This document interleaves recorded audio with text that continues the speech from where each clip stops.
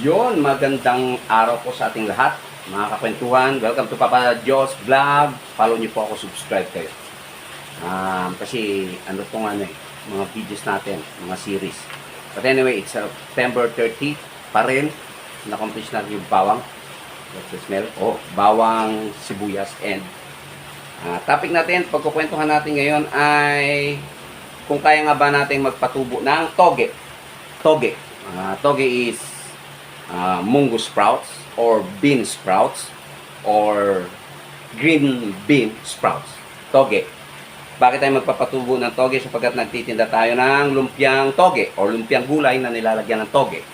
How much is toge? Ang toge is 20 pesos per bag. I think it's 1 kilo. Ang wholesale niya is isang malaking bag which is 10 bags. Gulo 1 pack na lang. 1 pack is 1 kg which is 20 pesos. Pag namili ka ng wholesale, it will be 10 packs of 1 bag. No? So, 18 pesos lang yon. So, 18 pesos times 10 packs, ay 180 pesos. So, nagluluto ko ng lumpia na may 10 packs ng toge ay twice a week. So, 18 in 1 week is 360 pesos. So, sa 1 month, it's 360 pesos, 700, 1,500 plus 40, 1,540 ang nagagastos ko sa toge. So, may napanood akong video na kung napakadali lang. In just 4 days, you will be harvesting or you will have your own mungo sprout. So, let's accomplish it. Hindi accomplish pala, no? Let's execute it. Gawin natin. Tignan natin kung magtatagumpay nga tayo. Pag nagtagumpay tayo dito, ay baka sako-sako ng munggo ang bibili natin para tipid na tayo sa toge every 4 days. Meron tayong nakaprepare. But anyway, let's go. Let's start how to do it DIY. This is do it yourself or do it yourself in your home. Let's go. Una, meron akong mineral water jug. This is 7 liters. I got 3. Nangalakal ako, of course. Yung iba naman dito ay namimili ako ng ganyang kalalaking suka. So, tinatabi natin yan sapagkat nagtatanim din tayo ng ibang crops. Although, experimental stage pa lang tayo. The first thing you need to do is etong ano na to. Ayun, nalaglag. Etong lid or takip ay kailangan natin itong butasan sapagkat this will serve as strainer. Pwedeng barena. But anyway, I got this soldering iron which is hindi ko na nagamit ng ilang taon. 5 years. Then, nakita ko kanina kabubungkal.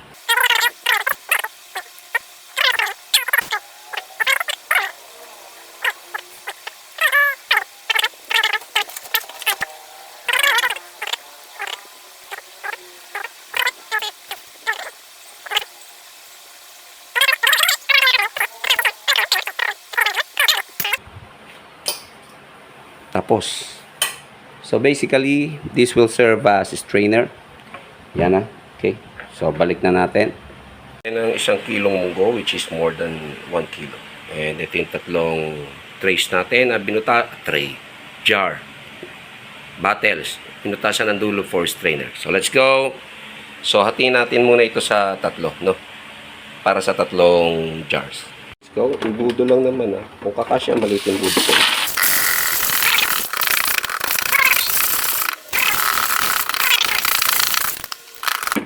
Hoy.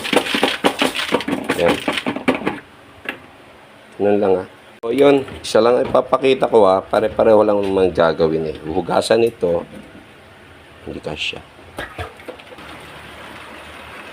Ay, hindi hugasan.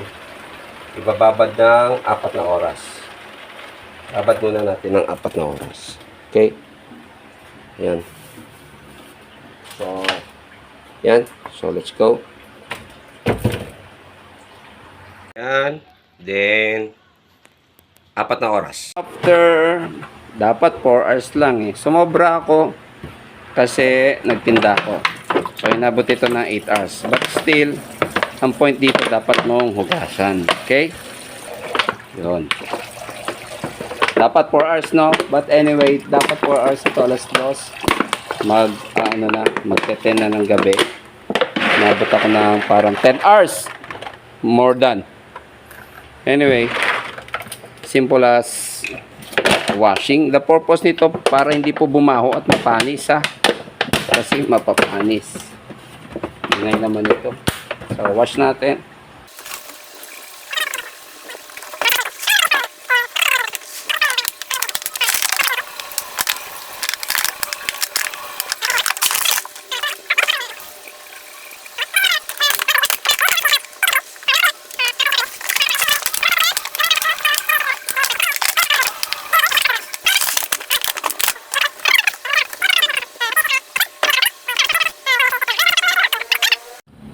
Yon, so this is our second day. So gasan natin yung our 1 day old munggo.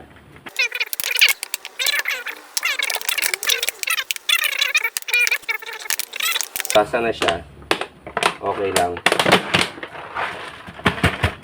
Ganyan lang. By the way, hindi natin to natakpan ng cloth. So, tatlo yan. Yan. Hindi nalalagyan ng tubig. Let's go. Diyan ko lang siya tinabi. Takpan ko na nga lang rin siya. So, sundin na natin yung video. Takpan na natin. Simple lang naman. So, ito yung second day natin, no? Gabi. Gabi na, 10:30 na. So, pangatlong hugas natin. 3 times natin hugasan ng umaga, tanghali. Basta 3 times. But anyway, let's check out the anong itsura niya. So far, so good. Perfect. So, let's go. Hugas tayo.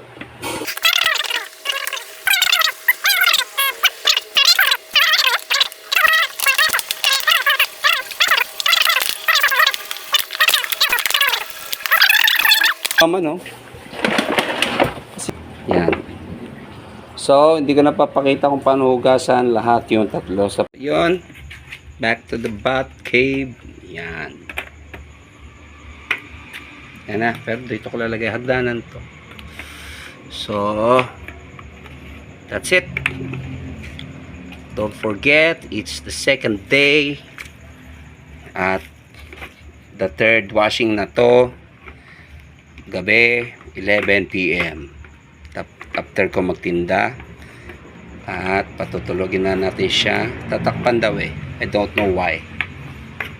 Good night. Magandang umaga po. It's day 3 ng ating homegrown, homemade toge. Hugasan natin. As I've said, 3 beses natin ito hugasan this day. Teka lang, si ate nandun na, dumating na. So, tignan natin. Ayan. So, bago natin hugasan, ano na natin, sipatin natin.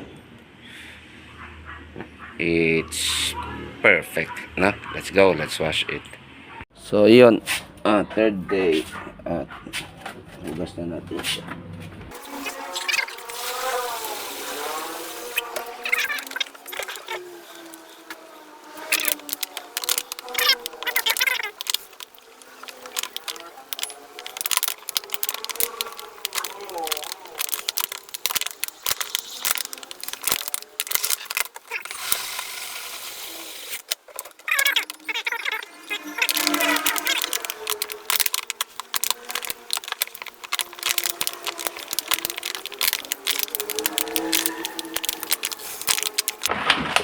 Yun. Third day. Takipan natin siya ulit. Ano ba to? Third day, no? First wash. Takip natin siya ulit. Takpan daw eh. Siguro para hindi ano yung tubig. Okay. See you mamaya. Morning po. It's our 4th day for our toge. You know. Oh, yun na siya. 4th day.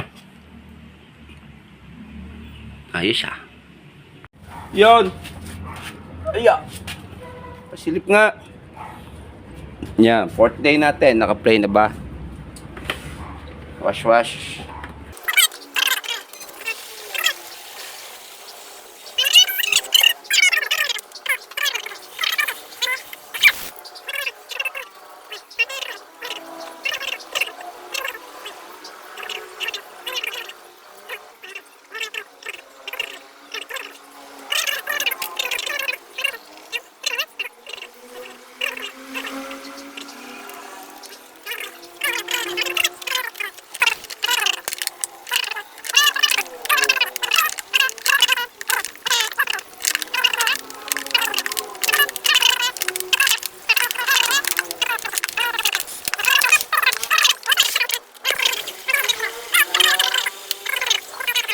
Okay.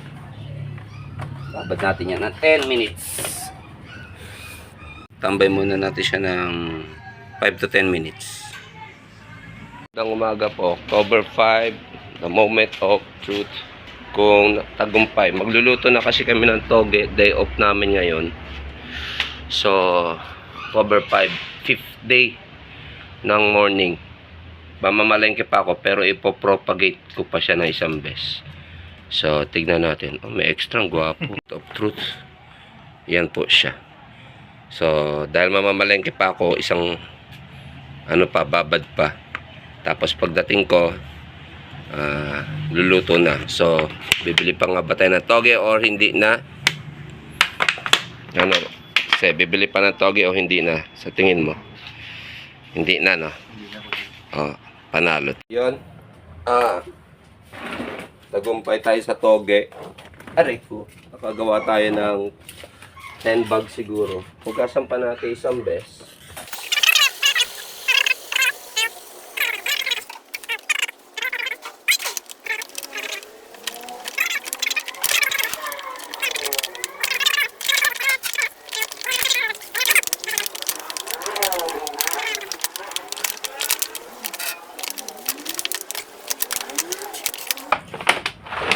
Basta ganun lang, ugasan lang.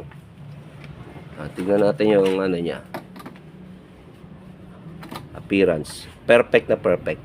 Very good job. Yay! May pangtoge na kami. Okay. This is the moment of truth. Nakapindot na ba? Tingnan natin. Ang ating pang 50. No, ano na to eh. Deadline na.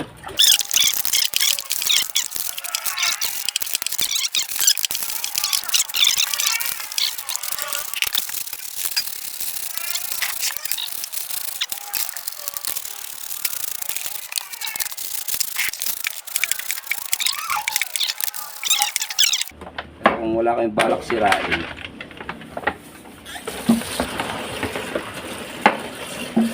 Yan.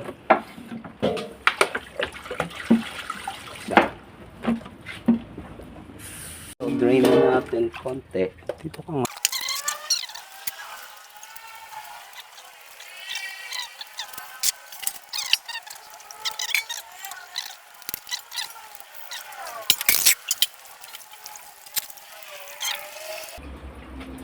Yun. Moment of truth. Teka lang, hindi makita yung tunay na ilaw. Yan. Super ganda po ng toge. Super linis. Super firm. Super quality. Wala pong amoy. Firm po talaga. Matigas ang body. So, sa first trial po natin, I will say, tagumpay po tayo. So, close up, kaya po ba? Ang ganda po ng toge. Napakalinis, walang lupa. I will say na talagang super tagumpay. So, that's it. Good job tayo. Good job na good job. Yay. Nga ba natin ang toge? Kalahati dito. So, dapat 10 bags. So, parang kulang sa 10 bags. Kung papakinabangan, ayan po ay napakagandang toge. Kalahati po yan dahil dalawang beses kami nagluluto. So, ang ganda po. Sige, kuha tayo ng isang stem. Ayan yung stem niya. Mahaba. Okay? So, perfect na perfect po to. And then, Papakinabangan ba natin? Papakinabangan po, sobra. So that's it. Graduate na po tayo. Graduate na tayo sa pagbili ng toge. Anyway, 1 kilo yung ginawa ko, no? Next time dapat 1.5. Yung 1 kilo kasi hinati ko sa... Hindi, yung 1 kilo kasi hinati ko sa 3. So 1/3 kilo. So kulang, hindi na puno yung 7 liters mineral water. So dapat pala tiga half kilo. By the way, ang per kilo ng Mongo ay 100 sa retail. So we pass yung ating isang supplier, and then he can give the 1 sack for, nalimutan ko kung magkano yung 1 sack, but ang point here is kulang yung toge, di ba? Tingnan mo, dapat maraming toge, dapat double the amount. So yung 1 sack is 25 kgs, bibigyan niya ng 76 pesos per kg. Yun, that's it. Salamat po, tagumpay tayo. Sana magamit ninyo ito. At kung magamit ninyo, gamitin. Kung hindi makatulong, ay isnabin. God bless us. Thank you, Lord. Tagumpay po kami sa aming experimental toge. Bye-bye. God bless. Yun, pinakinabangan ba natin ang toge? Yes!